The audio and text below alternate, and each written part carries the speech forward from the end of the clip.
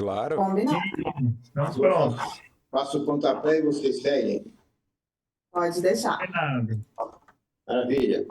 Então, essa é uma atividade da Associação Médica de Goiás, Faculdade de Medicina, Comissão de Doença Médica de Goiás, que tem a finalidade da educação continuada para médicos goianos e brasileiros e até de outros países. Essas lives ficam sempre arquivadas aqui no YouTube, da MG, da Faculdade de Medicina da Serem Goiás, para fins de acesso posteriores. Hoje estou aqui recebendo a doutora Fernanda Torres, que é médica especialista em infectologia, vice-presidente da Sociedade Goiana de Infectologia, responsável pelo setor de infectologia da urgência UOL. Também o doutor Hélio Manes Filho, que é médico especialista em infectologia e presidente da Sociedade Goiana de Infectologia. Vou passar a palavra então ao presidente, né, para que ele faça a sequência da apresentação. Bom dia a vocês. À vontade, Hélio. Bom dia. Bom dia a todos. Quero agradecer à Associação Médica de Goiás, em nome do Dr. Valdemar, pelo convite e pela oportunidade de estarmos discutindo esse tema tão importante, que é a prevenção do HIV, especialmente hoje, 1º de dezembro, que é o Dia Mundial de Luta contra o HIV, iniciando as atividades do Dezembro Vermelho, que é um mês todo dedicado à discussão de temas relacionados à prevenção, tratamento e questões relacionadas ao HIV. Então, é um dia histórico, é um mês histórico para quem trata e para quem participa, né, dos movimentos ligados ao HIV. Então, realmente é uma data muito importante. E vou colocar uma apresentação breve aqui para que a gente possa iniciar a nossa discussão, para servir como uma contextualização para que a gente possa discutir um pouco mais sobre esse tema tão importante que é a prevenção do HIV. Quer falar alguma coisa, Fernanda, antes de começar, antes que eu comece a apresentação? Acho que é só reforçar o agradecimento mesmo pela oportunidade. Eu acho que Dia Mundial de Luta contra a AIDS ele deve ser lembrado e conversado, discutido. Hoje em dia, a gente tem um compromisso do Brasil, do G20, de tentar acabar com a AIDS e redução dos novos casos até 2030. E a luta contra a AIDS, ela não está numa questão só biomédica, mas numa questão social, global de inclusão. Tanto que a campanha desse ano está justamente a temática de sigamos os caminhos dos direitos, né? Então, quando se fala de HIV, a gente tem que discutir acesso, a gente tem que discutir discriminação, a gente tem que discutir tratamento, a gente tem que discutir prevenção. Então, é extremamente válido e Hélio pode dar andamento. Vou compartilhar aqui minha apresentação, um minuto só.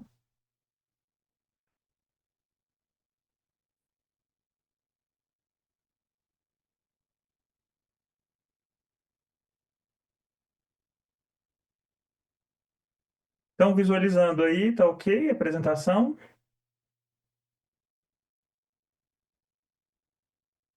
Aqui está Certinho. ok, Hélio. Ok. Certo, então vamos lá. Então, eu vou falar um pouco sobre o futuro da prevenção do HIV, focando principalmente numa estratégia que é considerada uma das estratégias de maior eficácia, como a doutora Fernanda comentou, com o objetivo de se controlar o número de casos de infecção pelo HIV.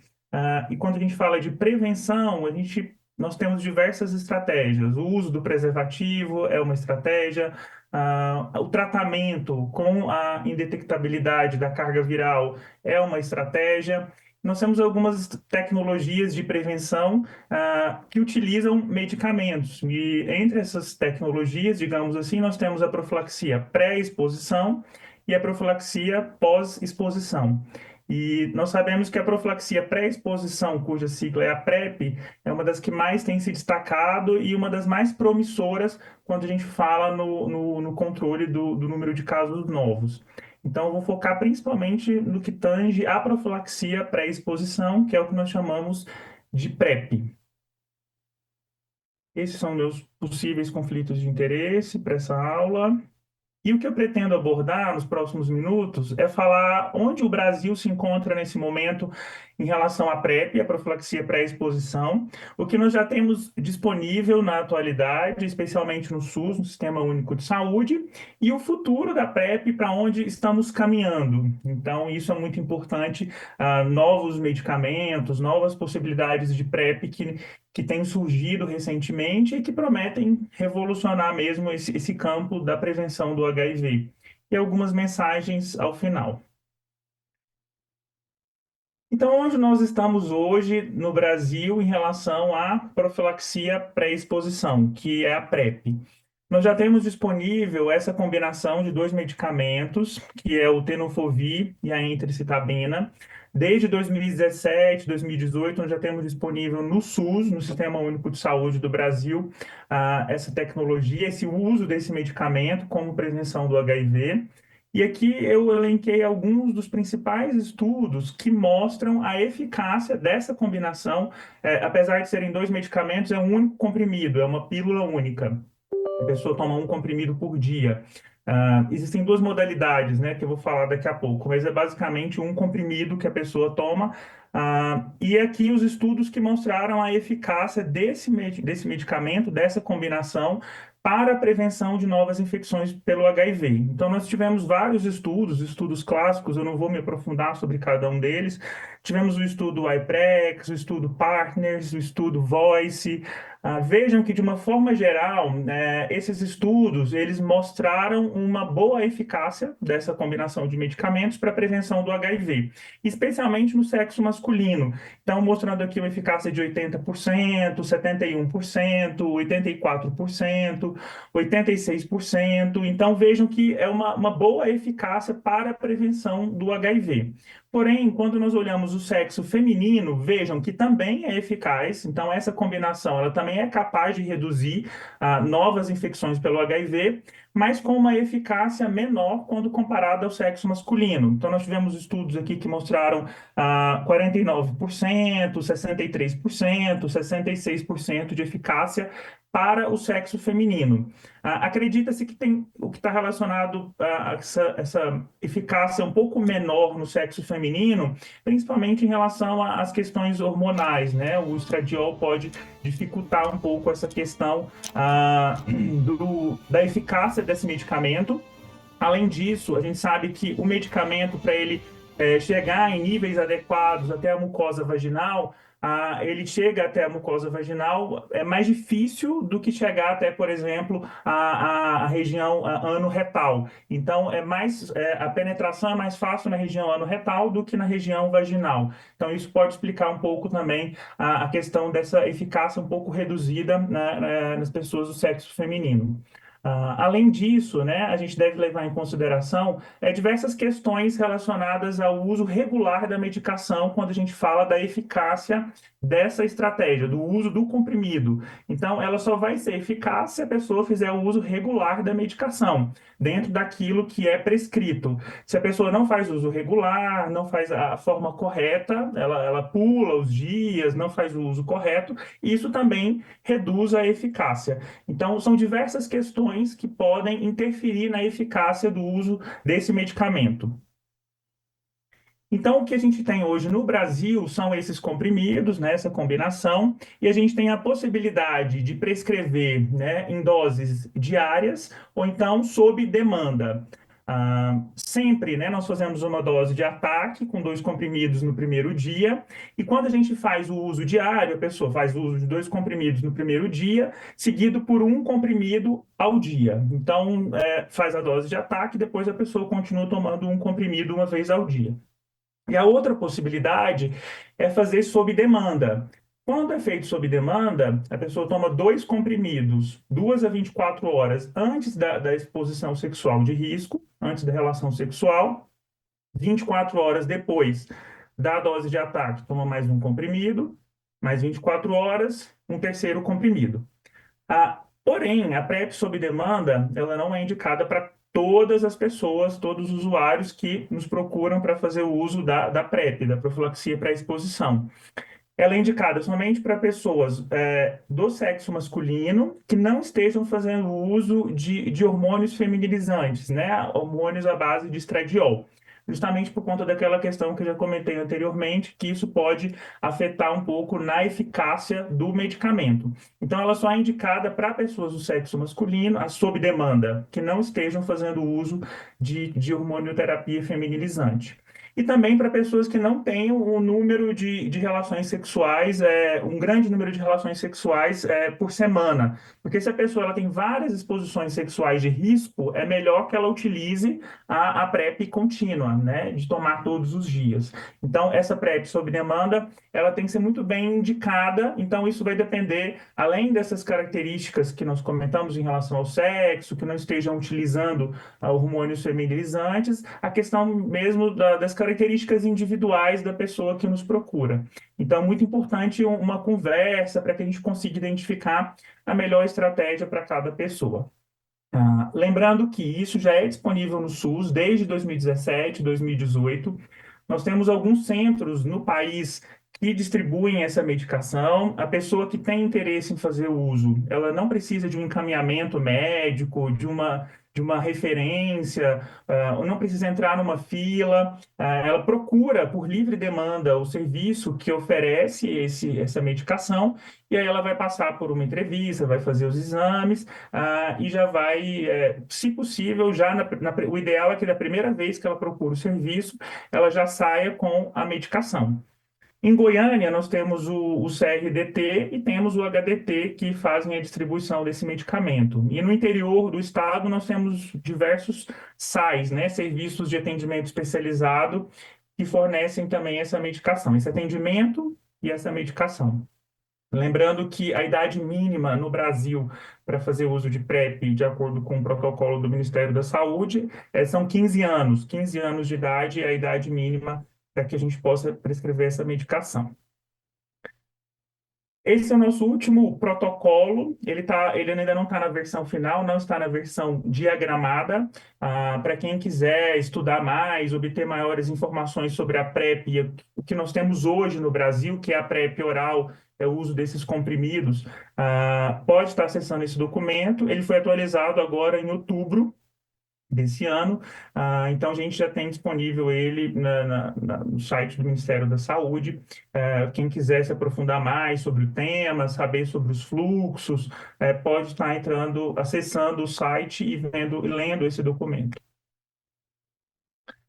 Então, no Brasil, hoje, nós temos 1.089 serviços em todo o país, em todos os estados, nós temos serviços que fornecem esse tipo de atendimento e também distribuem esse medicamento, né, que é a combinação de tenofovir com entricitabina. Recentemente, nós superamos a marca de 100 mil pessoas em uso de PrEP, já são aproximadamente 107 mil pessoas. Parece um número muito bom, mas está aquém do que nós necessitamos. Eu vou mostrar daqui a pouco alguns números mundiais que mostram onde deveríamos estar e onde estamos. A gente deveria ter um alcance muito maior, na verdade. E nós temos alguns obstáculos, né? Que eu vou pontuar daqui a pouco, que dificultam esse acesso e o uso desse medicamento como prevenção. Então, parece um bom número, é bom em relação onde nós já estivemos, mas a gente precisa aumentar muito mais esse número de pessoas utilizando a PrEP. Hoje em dia, no Brasil, quando a gente considera a faixa etária, né, a maioria dos usuários de PrEP estão nessa faixa etária de 30 a 39 anos. E a gente gostaria que, especialmente essa faixa etária de pacientes mais jovens, aqui, 18 a 24 anos, veja que eles correspondem a 10,6% dos usuários de profilaxia pré-exposição. Nós gostaríamos que esse número fosse maior, especialmente nessa faixa etária, porque muitos dos casos novos de infecção pelo HIV na atualidade acontecem nessa faixa etária de pacientes jovens. Então, a gente observa que não está chegando nesse nicho de pacientes que realmente precisam muito, né, de estratégias de prevenção. E muitas vezes são pessoas que não utilizam o preservativo por diversas questões. Então, é importante que a medicação, né, essa estratégia, chegue até essa faixa etária. E a gente vê que é um número ainda pequeno. A mesma coisa em relação à identidade de gênero. Nós vemos aqui um número quase de 82% dos usuários são de homens que fazem sexo com homens, mas quando a gente considera, por exemplo, a população trans, que é uma população com alta vulnerabilidade, quando a gente observa também o número de novos casos de infecção pelo HIV, é uma população que é altamente atingida, muitos casos novos nessa população. Vejam, por exemplo, mulheres trans e travestis correspondem a 3,3% da população que faz uso de PrEP. Esse número precisaria ser um número muito maior também, tendo em vista que é uma população-chave quando a gente fala de infecções novas. Então, isso é para mostrar alguns gargalos em relação ao que nós temos hoje. Nós temos a medicação disponível gratuitamente, temos muitos serviços, porém, ela parece não estar chegando a determinadas populações que são importantes para o controle do número de casos novos. Em relação à raça e cor também, 55% dos usuários de PrEP são brancos, 31% são pardos, 13% pretos. A maioria dos casos novos de infecção pelo HIV são na população de pretos e pardos. Também não está chegando nessa população que precisa de um olhar especial, de um cuidado especial. E o mesmo em relação à escolaridade. Vejam que 71% dos usuários de PrEP têm 12 anos ou mais de escolaridade. Então, a PrEP tem chegado a pessoas altamente escolarizadas. Então, especialmente os pacientes com baixa escolaridade, eles têm tido pouco acesso. E é mais um dado que devemos destacar: o número de casos novos de infecção pelo HIV é principalmente em pessoas com baixa escolaridade. Então, essas são metas globais. Vejam que, em relação a 2020, né, esperava-se que no mundo tivessem 3 milhões de pessoas já fazendo uso de PrEP, e nós estávamos muito abaixo dessa meta em 2020. E em 2025, nós já estamos a um mês de 2025, né, esperava-se que 10 milhões de pessoas no mundo estivessem usando profilaxia pré-exposição. E nós estamos muito longe disso. E, infelizmente, não vamos atingir essa meta, esse alvo. Então, mostrando mais uma vez que, apesar de disponível, estratégias melhores precisam ser traçadas, né, para chegar até essas populações-chave e que a gente consiga aumentar o número de pessoas fazendo uso da profilaxia pré-exposição. Esse é um estudo, é uma revisão de literatura que foi feita, que mostra, na verdade, ele faz um compilado de diversos estudos de pessoas fazendo uso da PrEP nesse formato oral, usando essa combinação de entristabina com o TDF, que é o tenofovir disoproxil, fumarato. Foram 72 estudos robustos. Esse estudo, essa grande revisão da literatura, né, somando todos os estudos, 72 estudos em 28 países, eles verificaram, né, acompanharam 17.274 pessoas utilizando a PrEP.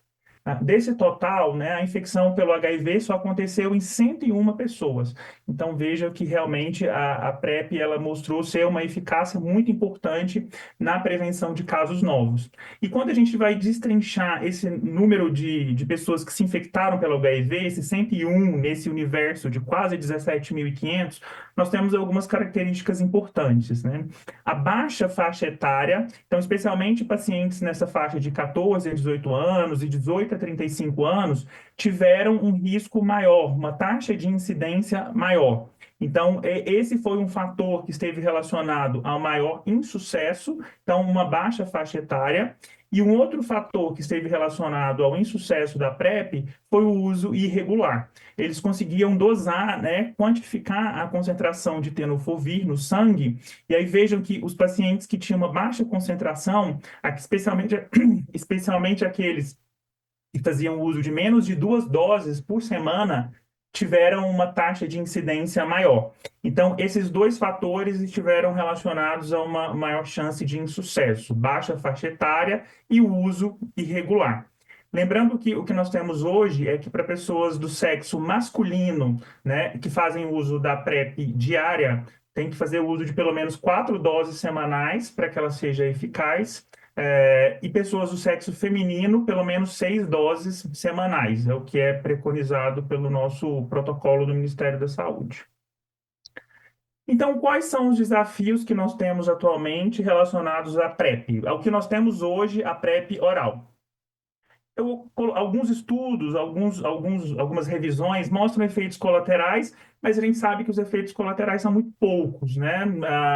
Talvez nos primeiros dias, alguns efeitos gastrointestinais, mas a gente sabe que a longo prazo podem acontecer alguns efeitos que são mais raros, relacionados à nefrotoxicidade, mas esse não seria um grande problema. Mas é elencado, né, por algumas revisões, alguns trabalhos que mostram o desafio da PrEP.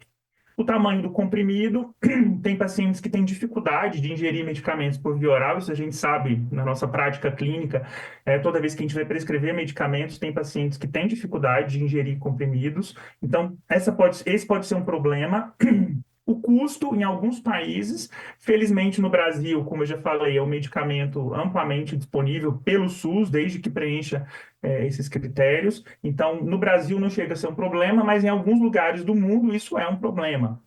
O acesso, talvez esse seja um dos maiores problemas, especialmente para as populações vulnerabilizadas. A gente sabe que, especialmente esses pacientes jovens, a população trans, mesmo que a medicação esteja disponível, essas pessoas elas têm uma dificuldade de acesso ao serviço, de chegar até o serviço. Então, há uma tendência de que os serviços que fornecem PrEP, eles devem chegar até essas pessoas, né? E não simplesmente ficar esperando que essas pessoas cheguem até os serviços. Dificuldade com as visitas, que a gente sabe que muita gente trabalha, tem dificuldade de ficar voltando nas consultas. Recentemente, o Ministério da Saúde espaçou as consultas dessas pessoas que fazem uso de PrEP para cada 180 dias. No início, a gente só conseguia prescrever medicamento para 90, depois passou para 120, hoje em dia a gente já consegue prescrever para 180 dias. Então, isso já é um ganho para tentar facilitar essa adesão.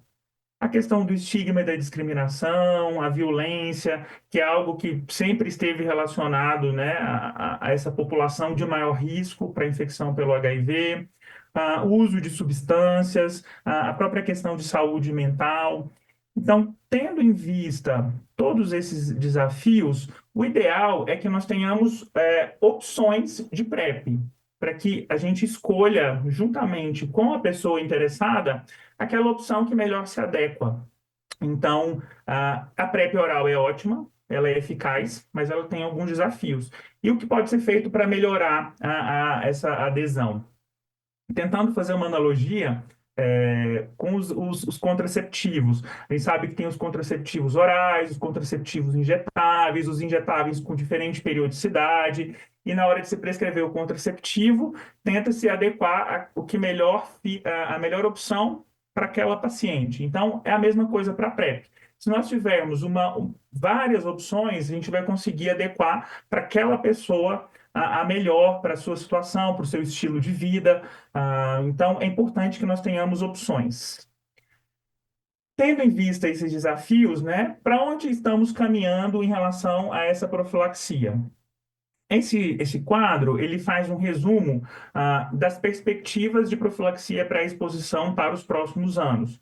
Então, nós temos já disponível em alguns países o anel vaginal, que ele contém, né, um antirretroviral, que é a dapivirina, e esse anel vaginal ele deve ser trocado mensalmente. Daqui a pouco eu vou falar um pouco mais sobre ele também. Então, essa é uma perspectiva, né? Alguns lugares do mundo já têm disponível, né, essa opção de profilaxia pré-exposição, então seria exclusivamente para pessoas do sexo feminino, e é uma opção a mais, por exemplo, para mulheres que vivem no continente africano e que têm dificuldade de fazer o uso dos comprimidos, ou até mesmo das injeções, que a gente vai falar daqui a pouco. É uma opção que pode ser utilizada, né, para algumas populações de mulheres que têm dificuldade de acesso, ou por questões culturais, às vezes os parceiros não aceitam que elas façam uso dos medicamentos orais ou injetáveis, elas podem ter essa autonomia de fazer uso do anel vaginal. Então, entraria como uma possibilidade para essa população. O grande futuro da PrEP, né, parece estar focado nessa questão dos medicamentos de longa ação, que são os medicamentos injetáveis, que são feitos com uma maior com maior intervalo entre as doses. O que nós temos hoje, né, disponível a curto prazo é o cabotegravir, que são injeções intramusculares a cada 2 meses, e o lenacapavir, que são injeções subcutâneas a cada 6 meses. Daqui a pouco eu vou falar um pouco mais sobre esses dois medicamentos, que tudo indica que estão vindo para revolucionar mesmo a questão da PrEP. Ainda dentro da PrEP oral, a gente tem a combinação do tenofovir numa outra apresentação, que é o tenofovir alafenamida, com a entristabina, que seria também para doses diárias, e o TAF, quando comparado ao TDF, tem menos efeitos colaterais a longo prazo, né? Causa menos osteopenia, menos nefrotoxicidade. E uma outra estratégia interessante, que seria a combinação da PrEP, do tenofovir com a entristabina, com o contraceptivo oral, né? Na mesma pílula, no mesmo comprimido, né? A pessoa já faria o uso da PrEP, da profilaxia pré-exposição, juntamente com o contraceptivo. Isso está em fase de estudos, né? Tem um estudo grande aí que vai ser realizado, que é o HPTN 104. Mas isso é um resumo do que nós temos aí, que podemos ter nos próximos anos. Algumas coisas mais a curto prazo e outras mais a longo prazo.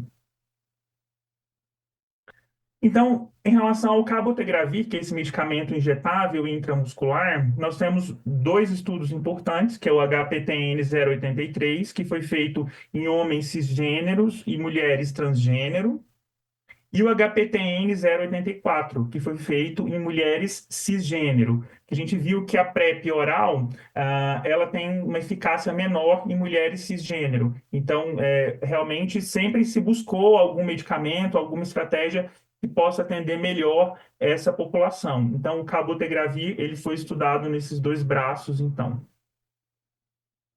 Esse foi o desenho dos dois estudos, né? Tinha uma etapa inicial que era feito um lead-in com cabotegravir oral, mas a gente sabe que isso na prática, inclusive na Anvisa, quando esse medicamento foi registrado, já foi registrado sem esse lead-in. A pessoa vai poder já fazer o uso do medicamento, da injeção, sem precisar fazer essa fase inicial. Mas no estudo foi feita essa fase inicial, um braço utilizou por 5 semanas o cabotegravir oral, depois passou para as injeções, e o outro braço utilizou a PrEP padrão, habitual, que é tenofovir com entricitabina. E os resultados foram muito satisfatórios para o grupo que utilizou o cabotegravir injetável. Então, vejam que no HPTN 083, que são homens, né, que fazem sexo com homens e mulheres trans, o número de infecções em cada braço, né? No braço que utilizou o cabotegravir injetável foram 13 infecções, e no que utilizou a PrEP padrão foram 41 infecções. A gente tem aqui a taxa de incidência. Então, a taxa de incidência ela foi muito menor na população que utilizou o cabotegravir injetável. E um resultado muito positivo, que foi no HPTN 084, nas mulheres cis, vejam como reduziu significativamente o número de infecções nessa população. A taxa de incidência foi de 0,2 na população que utilizou o cabotegravir injetável e a incidência de 1,85 na população que utilizou a PrEP padrão, a PrEP oral. Então, realmente, tanto no sexo masculino quanto no sexo feminino, tivemos uma redução importante da taxa de incidência no grupo que utilizou o cabotegravir injetável. Temos algumas questões que precisam ainda ser melhor analisadas em relação ao cabotegravir injetável, como ele é um medicamento de longa ação. Quando chega a acontecer a infecção pelo HIV, nós podemos ter um diagnóstico um pouco um pouco atrasado por conta de ser um medicamento de longa ação. Então, quando uma pessoa se infecta pelo HIV, né, sem uso de medicação de longa ação, ela tem uma replicação viral no primeiro momento explosiva, né? O vírus se replica muito. Quando é um paciente que está fazendo um antirretroviral de longa ação, essa replicação ela é mais lenta. É mais difícil nós termos uma síndrome retroviral aguda em pessoas fazendo uso de medicamentos de longa ação. Então, geralmente, a gente não vai encontrar paciente com infecção aguda sintomática. Pode haver um atraso em relação ao diagnóstico, tá? Nos pacientes fazendo uso de medicamentos de longa ação. Então, a gente vai precisar utilizar testes mais sensíveis para fazer esse diagnóstico. Então, isso pode acontecer. Em relação à resistência, pode acontecer resistência nos pacientes que se infectam utilizando, né, os medicamentos de longa ação, porém, né, não parece ser algo que vai ter um grande impacto. E tendo em vista os medicamentos que nós temos, isso é pouco frequente e quando acontece, nós temos opções terapêuticas na atualidade que a gente consegue prescrever para esses pacientes, mesmo que eles tenham uma resistência já nessa fase inicial. Então, a gente só precisa tomar cuidado em relação a esse diagnóstico inicial da infecção pelo HIV em pacientes fazendo uso desses medicamentos de longa ação. Então, resumindo, esse cabotegravir, que é essa injeção intramuscular a cada 2 meses, ele é muito eficaz na prevenção do HIV, tanto em populações do sexo masculino, sexo feminino, quanto populações trans. Levou a uma redução de 66% na infecção na população de homens cis e mulheres trans, e uma redução de 89% na infecção pelo HIV no caso das mulheres cisgênero, que esse número é um número muito significativo quando a gente compara com a eficácia lá da PrEP oral. Então, o cabotegravir, ele é seguro e bem tolerado. O efeito colateral mais comum foi a reação no local da injeção, mas a maioria foi leve a moderada, não teve maiores problemas. A gente não tem dados ainda em relação à gestação e aleitamento, então isso, né, ainda não foi estudado em relação ao cabotegravir. Esse medicamento foi aprovado nos Estados Unidos, né, pela FDA desde dezembro de 2021 e no Brasil desde junho de 2023, pela Anvisa. Nós não temos ainda esse medicamento disponível no SUS, né, por enquanto só em projetos de pesquisa de vida real, projeto de implantação, tem um projeto grande multicêntrico que se chama Imprep-CAB, né, relacionado ao uso do cabotegravir. Então, por enquanto, só a partir de projetos de pesquisa. Ainda não temos disponível no Sistema Único de Saúde. Esperamos que isso aconteça em breve. Já estou chegando ao fim, né? Talvez uma das maiores novidades em relação à PrEP de longa ação desses medicamentos injetáveis seja esse medicamento que é o lenacapavir, que é um antirretroviral também, inibidor de capsídeo. E nós tivemos esse ano a publicação dos dados de 2 estudos muito importantes em relação ao lenacapavir, que é o estudo Purpose 1, que foi feito com 5.300 mulheres cisgênero na faixa etária de 16 a 25 anos, na África do Sul e em Uganda. Esse estudo ele teve 3 grupos, né? O grupo que utilizou o lenacapavir, que é uma injeção subcutânea a cada 6 meses, o grupo que utilizou a combinação de TAF com entericidabina e o grupo que utilizou a combinação tradicional, que é o tenofovir desoproxil com entericidabina. E o grande ganho, né, o que foi muito bom nesse estudo, foi que no grupo lenacapavir, vejam que a eficácia foi de 100%.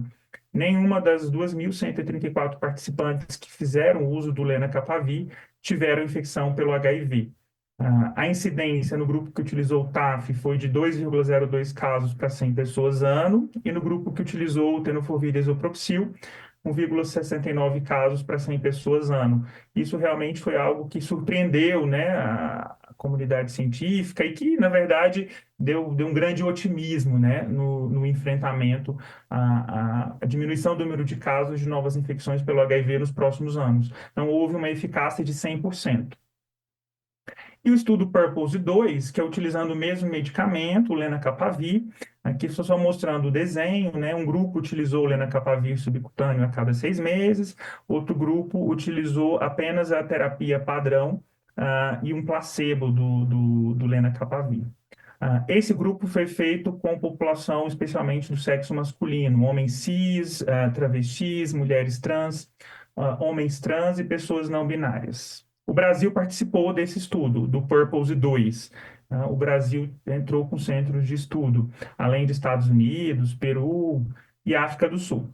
Também esse estudo que ele comportou mais de 3.200 participantes em 88 centros, né? O grupo que utilizou lenacapavir, a taxa de incidência foi muito baixa, né? Apenas 2 casos, uma incidência de 0,1 caso por 100 pessoas ano.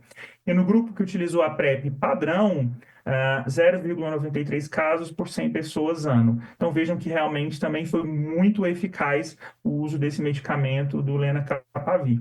Então, o grande problema do lenacapavir é o custo, né? Um custo muito elevado. No Brasil ainda não foi aprovado pela Anvisa, né? Temos que ver como vai ficar, né? Em breve devemos ter uma resposta em relação a isso. Mas o grande problema do lenacapavir é o custo, né? Uma grande pressão tem sido feita, né, para que, pelo menos para os países de baixa e média renda, esse medicamento seja disponibilizado com um custo menor. Mas realmente é um medicamento que pode revolucionar a questão da PrEP. Aqui a questão dos anéis vaginais, que eu já comentei, também que pode ser uma estratégia para pessoas do sexo feminino. Eles são auto-inseridos, são discretos, isso garante a autonomia da mulher. Alguns estudos mostram uma redução de aproximadamente 30%, né?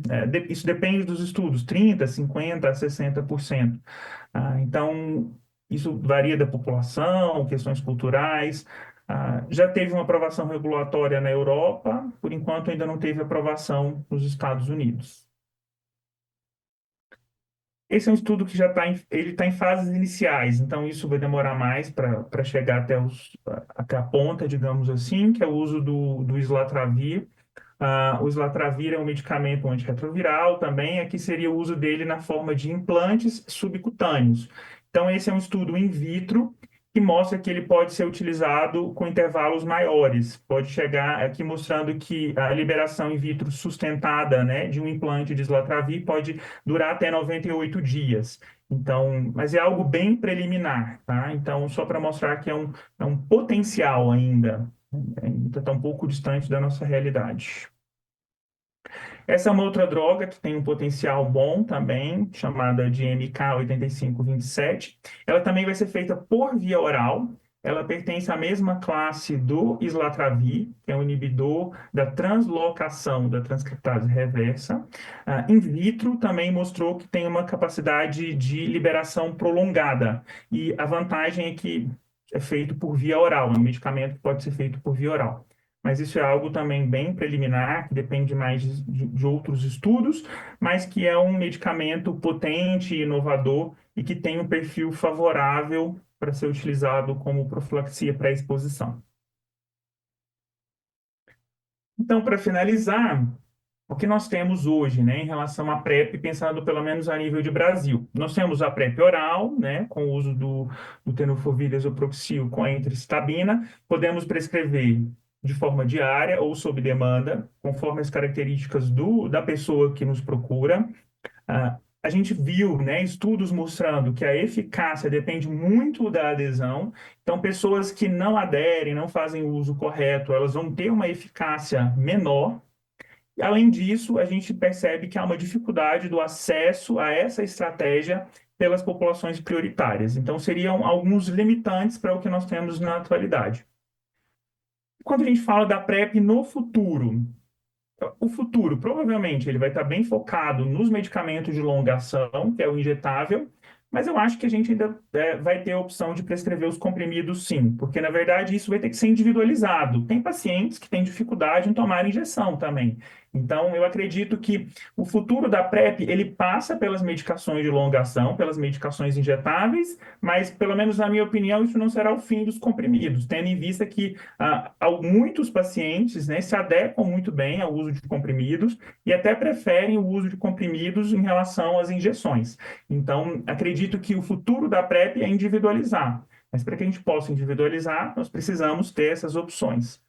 E aí, como medicamentos de longa ação injetáveis, né, que estão despontando a curto prazo, o cabotegravir e o lenacapavir, e lembrar que nós vamos ter alguns desafios com essa PrEP injetável também. Por exemplo, né, os medicamentos que são feitos de forma intramuscular, eles vão precisar ser feitos no serviço de saúde, esse serviço vai ter que ter uma estrutura para receber esses pacientes. Como eu já comentei, alguns pacientes têm dificuldade em receber injeção. Então, provavelmente, né, o futuro da PrEP passa por essa questão da individualização, né? A gente precisa conversar com essas pessoas que querem fazer o uso para que a gente identifique a melhor estratégia. Eu acho que é isso. Obrigado pela atenção de todos. Hélio, muito obrigada pela excelente aula e por compartilhar com a gente assim, todo esse caminho da PrEP, né, do que a gente tem agora da importância de fazer. Acho que é algo que você mostrou também muito bem, a questão que PrEP está relacionada à adesão eficaz. Então, a efetividade dela está correlacionada a isso e o que a gente tem de perspectiva de futuro.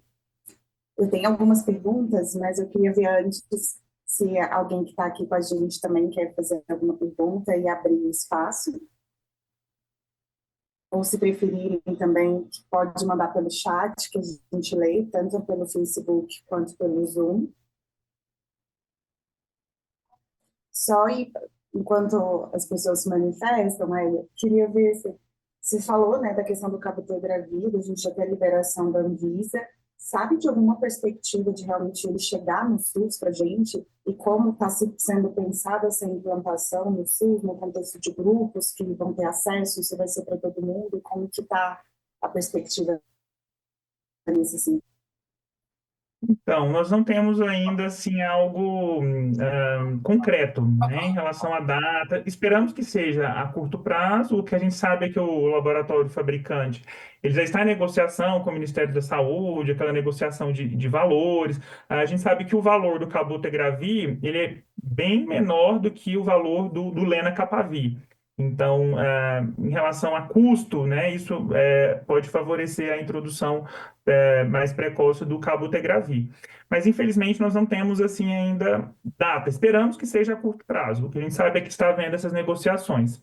E em relação aos grupos, também eu acho que, provavelmente, né, os grupos vão ser basicamente os mesmos da PrEP oral, mas vai ser mais uma questão de perfil do paciente mesmo. Aquele paciente que prefere tomar injeção, aquele que prefere tomar comprimido, aquele que a gente identifica que tem uma dificuldade de adesão em tomar comprimidos diários, ou mesmo a PrEP sob demanda. A PrEP sob demanda tem pessoas que têm dificuldade. Então, eu acho que vai ser mesmo uma questão de individualizar. Mas eu penso que quem vai ter direito a utilizar vão ser basicamente os mesmos que utilizam a PrEP oral. O que a gente sabe é que vai ter essa questão dos serviços terem que se organizar para receber essas pessoas, né? Então, vai ter que conseguir aplicar essas injeções, então, um local próprio.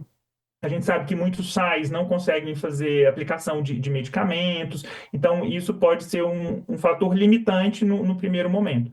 Mas o que a gente espera é que seja a curto prazo. Estamos na torcida, né? Uhum. Acho que a partir do momento que você sabe que você tem, né, a estratégia nova, a gente fica louco para poder realmente prescrever isso para os pacientes e facilitar para aqueles que, né, que não têm esse receio de usar vacina, de usar medicamentos injetáveis, né? É uma estratégia que você tem uma facilidade de adesão. Acho que isso faz diferença. E uma coisa que a gente estava conversando antes, eu acho que vale a pena trazer, né? Porque a gente fala muito da PrEP, do uso, mas ainda há uma crítica, né? De falar, nossa, você está prescrevendo PrEP, mas você está estimulando um comportamento de risco e talvez vai ter um aumento maior de outras ISTs. Se você pudesse falar um pouquinho da Isso realmente discussão é da algo. PrEP.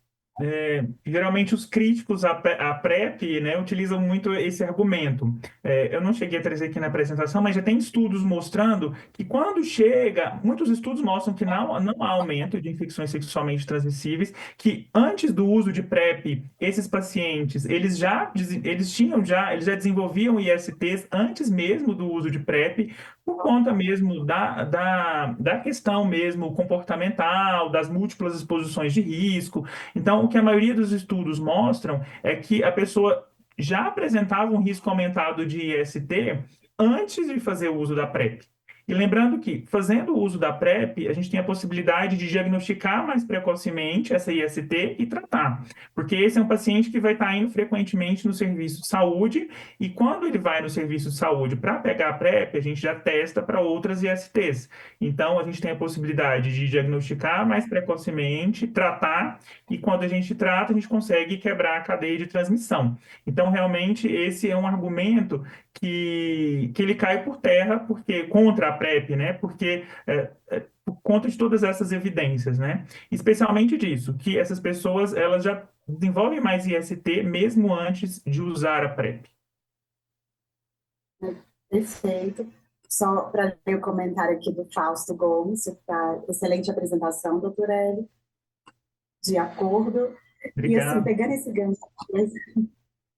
esse gancho de SPL, a gente está vendo cada vez mais discussões de estratégias de profissão, e aí a gente tem a DoxyPEP, que eu acho que vale a pena comentar, queria saber a sua opinião sobre o uso da doxiciclina pós-exposição, e até alguns trabalhos olhando do uso da vacina para o meningocócico, do meningo B, pensando em prevenção, né, e diminuição de risco de ter gonorreia. Então, se você puder comentar um pouquinho também.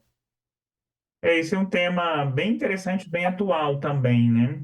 A Doxy-PEP, né, para quem ainda não leu sobre o assunto, é uma profilaxia pós-exposição para algumas infecções sexualmente transmissíveis, especialmente gonorreia, clamídia e sífilis, e ela consiste no uso de doxiciclina até 72 horas após uma exposição sexual de risco. Os estudos, eles mostram uma boa eficácia, principalmente para clamídia e sífilis. Para gonorreia, alguns estudos mostram ser eficaz, outros não. Então, para gonorreia, ainda não temos assim tantas respostas, mas para sífilis e clamídia, sim, é altamente eficaz. E parece sim ser uma estratégia muito boa. Inclusive, recentemente, o CDC nos Estados Unidos oficializou isso, então eles recomendam o uso de doxipep. Então, isso, além de alguns outros países já têm recomendado isso oficialmente. Então, isso é uma estratégia realmente eficaz e que a gente precisa também passar a utilizar de acordo com as demandas das pessoas que nos procuram, né, em relação à prevenção de ISTs. Sobre a vacina meningo B, a princípio, né, houve uma grande expectativa, né, que seria algo muito positivo no uso da vacina meningo B para a prevenção de gonorreia. Um pesquisador francês, né, chamado Jean-Michel Molinar, que é um grande estudioso das infecções sexualmente transmissíveis, ele conduziu um estudo, né, um de doxipep e também no uso da vacina da meningo B. A princípio, ela se mostrou eficaz, mas quando ele apresentou os resultados finais, se eu não me engano, foi no CROI, no início desse ano, parece que não se mostrou tão eficaz assim. Então, parece que não vai ser uma estratégia que a gente vai utilizar amplamente, porque no final ela não se mostrou tão eficaz. No início tinha uma expectativa muito boa quando ele apresentou os resultados preliminares, mas aí com o resultado final parece que não diminuiu significativamente o número de casos, né, novos, né, de gonorreia. Então, acredito, né, a menos que surja algum dado novo, que não vai ser algo que a gente vai acabar utilizando na prática clínica, porque a eficácia não se mostrou assim tão boa quanto se esperava no início. Eu acho, é, perfeito, e eu acho assim, o tanto que nessa ceada de a gente discutir PrEP, a gente começou a ter muito mais acesso e discutir as outras ISTs juntos, né? Você não fica só no HIV. E é interessante que a PrEP traz junto com ela várias perspectivas, assim, melhorias no acesso à investigação. Você está falando, a pessoa vai, né, e ela acaba fazendo sorologia, diagnosticando mais precocemente outras STs. Alguns locais começaram a ter acesso a exames diagnósticos que não tinham antes, como estratégias de biologia molecular, né, para avaliação de IST. Então, traz um contexto tudo junto. E você traz, por exemplo, a questão do acesso agora à vacina do HPV para o usuário de PrEP. Então, isso é muito legal, porque você abarca o paciente como completo, você inclui, né, o paciente dentro da estratégia de prevenção. E uma coisa que a gente está falando, a gente tem a PEP, a pós-exposição para ISTs, a gente não esquecer que a gente tem a PEP para o HIV, né? Então, a profilaxia pós-exposição HIV, e que é um momento que a gente tem que pegar esse paciente também, tentar trazer ele para a PEP, a ponto, né, utilizando uma PEP, provavelmente ele vai ser um paciente que vai ter um benefício após de estar usando a profilaxia pré-exposição. Eu queria só, acho que para a gente encerrar, né, tem no chat, a Caroline mandou uma mensagem. Bom dia, ótima apresentação. O Brasil iniciou o uso da PrEP em 2018. Quais avanços tivemos desde então e tem efeito colateral? Isso foi a partir de 2018, né, que começou o uso da PrEP oral no Brasil. E o que a gente pode perceber, temos visto um aumento progressivo do número de casos. Então, isso é um ótimo número de pessoas usando, tá? O número de usuários de PrEP tem aumentado progressivamente ao longo dos anos. Então, superamos a faixa de 100 mil pessoas usando agora em 2024, o que é um número a se comemorar. Então, isso pode ser considerado um avanço, apesar de que ainda estamos aquém do que a gente precisa chegar em relação ao número de usuários. Outro ponto positivo foi que municípios como São Paulo, a cidade de São Paulo, eles já comprovaram isso, né, através de indicadores, que desde que eles implantaram a PrEP, eles tiveram uma queda significativa na incidência de HIV. Então, eles conseguiram associar, né, o início do uso da PrEP com a redução do número de casos. Se eu não me engano, o município de São Paulo responde hoje a 55% dos usuários de PrEP no país. Eles são considerados um modelo, assim, né? Eles têm lá disponível, não sei se vocês já leram recentemente, uma máquina de autodispensação de PrEP, que acho que fica numa estação de metrô. Obviamente, a pessoa passa por uma consulta, é uma consulta por telemedicina, por um aplicativo, né? Ela passa por essa consulta. Ela faz o teste rápido de fluido oral, ali mesmo, ela faz o teste rápido de fluido oral, envia o resultado, passa por essa consulta de telemedicina e ela já consegue pegar a medicação nessa máquina, como se fosse um caixa eletrônico. Então, mostrando que facilitar o acesso ao medicamento é uma boa estratégia também. Então, eles são um exemplo, né? O município de São Paulo. Em relação a efeito colateral, a maioria dos efeitos colaterais são leves e passageiros. Então, no início do uso da PrEP oral, alguns pacientes podem ter algumas manifestações gastrointestinais, às vezes pode ter um pouco de cefaleia, mas a maioria dos pacientes, eles passam esses efeitos com os dias ou as semanas. Então, são efeitos, na maioria das vezes, são efeitos colaterais leves que não levam à suspensão do medicamento. Isso quando a pessoa tem algum efeito colateral. Na maioria das vezes não tem. Costuma ser um medicamento muito, muito seguro, além de eficaz. Acho que é isso. Novamente, parabéns pela apresentação e por toda a rica discussão. Assim, o seu conhecimento inspira, viu? Queremos os slides depois, por favor. E só para a gente encerrar, mandou uma mensagem novamente, doutora Hélio, doutora Fernanda e Valdemar. Acredito que a grande maioria de todos os médicos que não têm ou têm poucos conhecimentos sobre a existência de PrEP e PEP, sugiro divulgar a live nos grupos e incentivar todos a assistirem, com certeza. E muito obrigada, Hélio. Não sei se você quer falar uma fala de encerramento. Só agradecer mesmo a presença de todos, o convite da Associação Médica, Fernanda, pela moderação. Eu acho que realmente é um tema que a gente precisa conversar a respeito, divulgar. Eu acho que o Fausto está muito certo aí quando ele diz sobre essa questão do pouco conhecimento a respeito dessas estratégias, né? Tanto da PrEP quanto da PEP, que é a pós-exposição, como a doutora Fernanda comentou também. Então, eu concordo plenamente, né? Precisamos falar mais e divulgar mais, e isso passa por ideias como essa, né? De promover essas discussões, essas lives. Então, agradecer realmente a oportunidade. É isso, doutora, a gente que Muito agradece. obrigada. Pode falar, Maurício. Desculpa. Não, doutora, que isso. Só retomando os agradecimentos, a gente agradece. Vocês tiraram um domingo aí para participar. Ótima aula. A gente agradece mesmo. Foi muito bom.